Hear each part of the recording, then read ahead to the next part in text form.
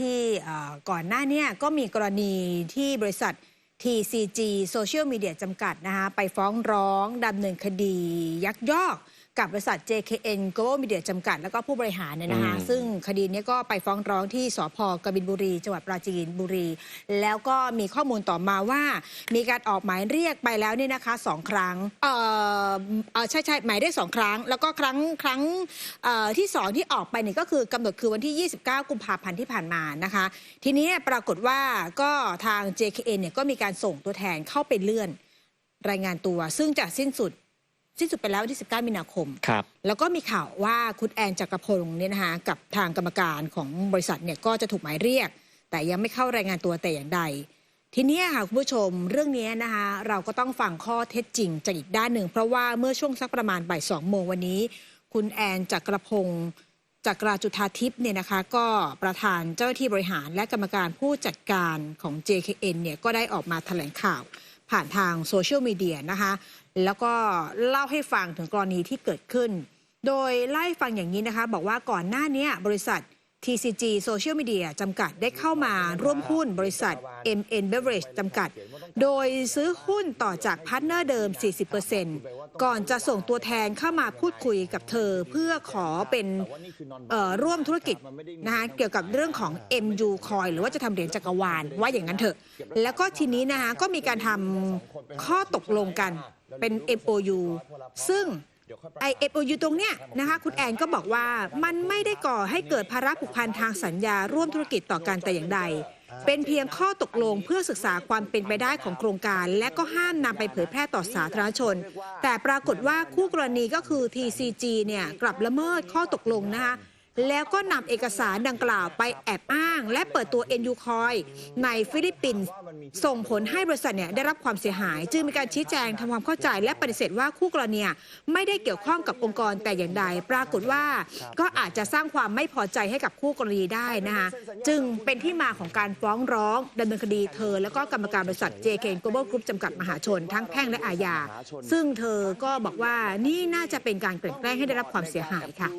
คุณผู้ชมขา approve ภาษาไทยหมายความว่าต้องอยากจะทำ MU Coin ใช่ไหมคะเหรียญจักรวาลเซ็นลงไปเลยค่ะเขียนว่าต้องการอะไรกันยังไงบ้างแล้วเดี๋ยวให้ทีมงานพี่นะบอกคุณไปว่าต้องใช้เวลาในการศึกษากันยังไงนั่นคือ due diligence แต่ว่านี่คือ non binding นะมันไม่ได้มีผลทางกฎหมายนะมันไม่ใช่สัญญานะแล้ว confidential นะเก็บรักษาเป็นความลับนะเราเรียนรู้กันแค่2 คนเป็นมืออาชีพใช่ไหม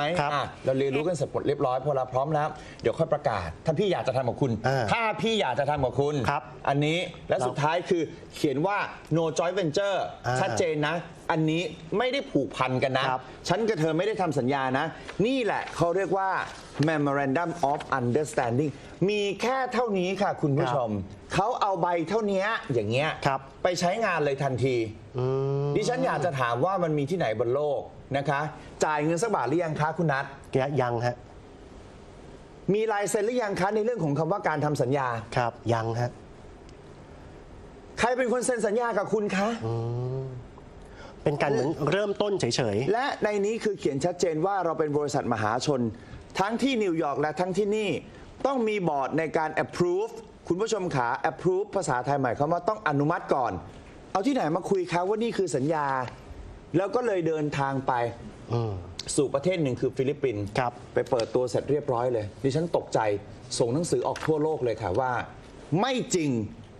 นี่คือการที่เอาเอกสารสัญญาของเรา2 ฉบับคือเขาเรียกว่า2 หน้ากระดาษไม่ใช่2 ฉบับด้วยซ้ำไปใช้งานฟรีๆแล้วก็คุณแอนจักรพงศ์นะคะอย่างให้ข้อมูลต่อว่าทางคู่กรณีเนี่ยได้ฟ้องร้องเธอและกรรมการทั้ง4ในคดีแพ่งซึ่งเกี่ยวเนื่องด้วยคดีอาญาและเรียกค่าเสียหายถึง 1,000 ล้านบาทซึ่งศาลแพ่งได้กำหนดให้วางเงินค่าธรรมเนียมศาลแต่ว่าตั้งแต่เดือนพฤศจิกายนเมื่อปีที่แล้วจนขณะนี้ผ่านไป6 เดือนคู่กรณีก็ยังไม่มีการวางเงินดังกล่าวศาลจึงยังไม่ได้มีการประทับรับฟ้องคดีไว้พิจารณาแต่อย่างใดส่วนเรื่องคดีอาญายักยอกทรัพย์บริษัท MN Beverage มูลค่า 44,000 บาทที่ผ่านมา JKN ก็ได้ให้ทางบริษัทกู้ยืมไปแล้ว50 ล้านบาทเพื่อใช้ในการลงทุนจึงไม่มีเหตุใดที่จะต้องยักยอกตามที่ถูกกล่าวหาว่าง่ายจะไปยักยอกบริษัทตัวเองทำไมใช่ไหมคะก็ว่าอย่างนั้นด้วย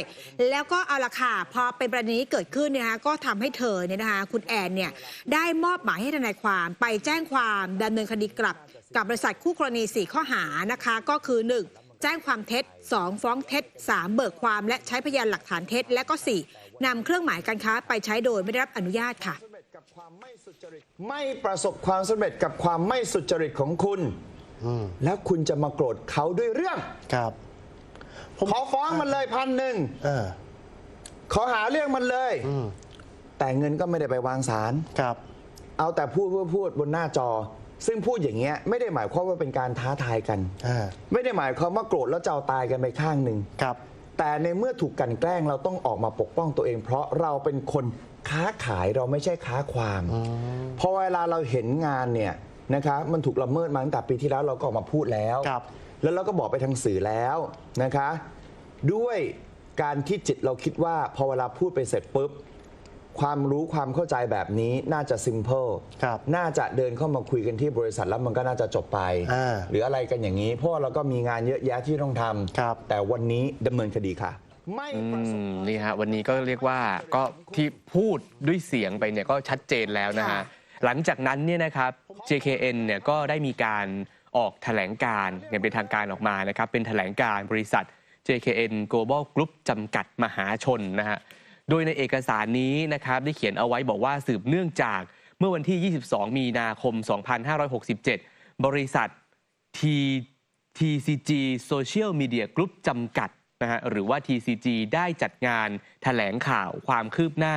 ฟ้องร้องผู้บริหารของบริษัท JKN Global Group จำกัดมหาชนหรือ JKN นั้นบริษัทขอชี้แจงว่าข้อเท็จจริงตามที่ได้ถูกกล่าวหานั้นไม่เป็นความจริงแล้วก็มีรายละเอียดดังต่อไปนี้ 1. จากกรณีที่ TCG ได้ดำเนินการฟ้องร้อง JKN และผู้บริหารในความผิดฐานหมิ่นประมาทพร้อมเรียกค่าเสียหายเป็นเงิน 1,000 ล้านบาทโดยกล่าวหาว่าบริษัทได้มีการโพสต์ข้อความเนี่ยฮะเป็นภาษาอังกฤษแต่ใจความสรุปอย่างนี้คือตอนนั้นเนี่ยคือก็เรียกว่าล้อจากที่คุณแอนจักรพงศ์นะฮะได้อธิบายก็คือว่าพอหลังจากที่ทราบว่า TCG เนี่ยนะฮะไปเปิดตัว Miss Universe Coin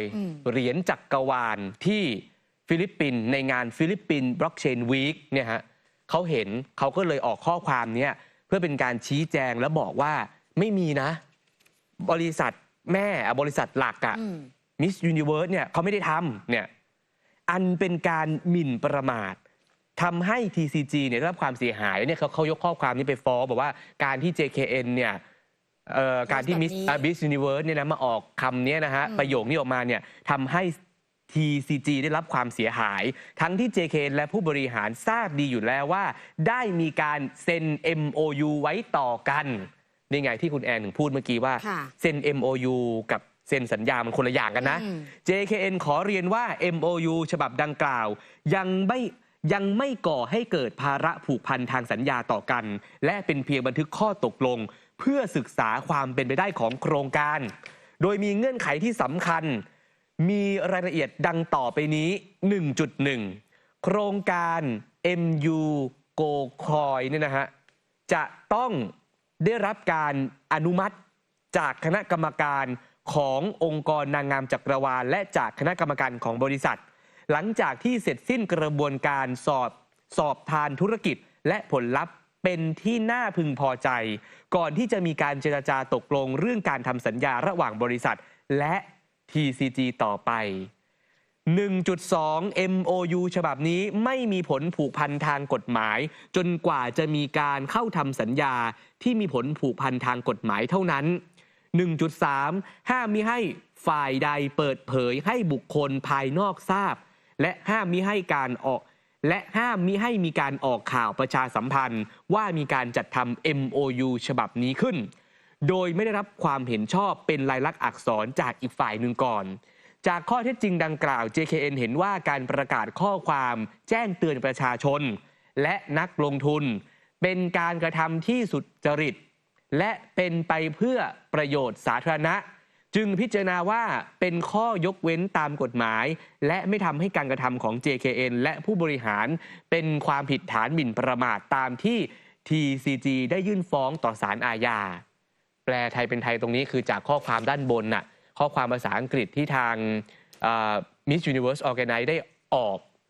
เ เป็นการเตือนน่ะที่คุณแอนบอกว่าเตือนไปทั่วโลกเลยว่าเฮ้ยไม่มีนะยังไม่ได้ทำนะไม่ใช่อย่างนั้นนะเป็นการเตือนประชาชนและนักลงทุนที่ทำไปโดยสุจริตเป็นไปเพื่อประโยชน์สาธารณะอันนี้ที่คุณแอนจักรพงศ์บอกดังนั้นการที่ TCG ได้ยืนยันข้อเท็จจริงในคำฟ้องว่าการดำเนินการต่างๆของ TCG นั้นสามารถดำเนินการได้เนื่องจากมีการลงนามใน MOU นั้นจึงเป็นความเท็จและขัดกับเงื่อนไขที่ปรากฏใน MOU อย่างชัดแจ้งทางผู้บริหารและทีมทนายความของ JKN พิจารณาแล้วเห็นว่าการกระทำของ TCG เป็นการกระทำความผิดตามกฎหมายในข้อหาฟ้องเท็จเบิกความเท็จและแสดงพยานหลักฐานอันเป็นเท็จต่อศาลอันเป็นความผิดชัดแจ้งและส่งผลกระทบต่อภาพลักษณ์ขององค์กรเป็นอย่างมาก JKN จึงได้มอบหมายให้ทนายความดำเนินการฟ้องร้อง TCG และบุคคลที่เกี่ยวข้องต่อศาลอาญาเพื่อดำเนินคดีกับกลุ่มคนดังกล่าวให้ถึงที่สุดต่อไปข้อ 2 ในเอกสารแถลงการนี้บอกว่าสืบเนื่องจากการที่มีกลุ่มบุคคล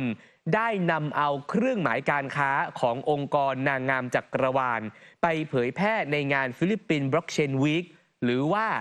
PBW ในรูปแบบของ Miss Universe Coin และต่อมาภายหลัง JKN ได้ทราบว่า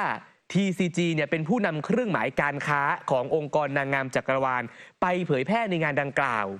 ผู้บริหารและทีมทนายความของ JKN เห็นว่าการกระทำของ TCG เป็นการนำเอาเครื่องหมายการค้าขององค์กรนางงามจักรวาลไปใช้โดยปราศจากความยินยอมอันเป็นการละเมิดต่อกฎหมาย JKN จึงได้มอบหมายให้ทนายความดำเนินการฟ้องร้อง TCG ต่อศาลทรัพย์สินทางปัญญาและการค้าระหว่างประเทศกลางทั้งในทางแพ่งและทางอาญาให้ถึงที่สุดต่อไปอันนี้ข้อ 2 แล้วนะฮะและข้อ 3เนี่ยพูดถึงคดีที่ TCG กล่าวหาว่าผู้บริหารของ JKN ได้ร่วมกันกระทำความผิดฐานยักยอกทรัพย์ของโรงงานน้ำดื่มมีมูลค่าความเสียหายเป็นเงิน 44,000 บาทต่อสถานีตำรวจภูธรกบินบุรีนั้นล้วนเป็นความเท็จทั้งสิ้น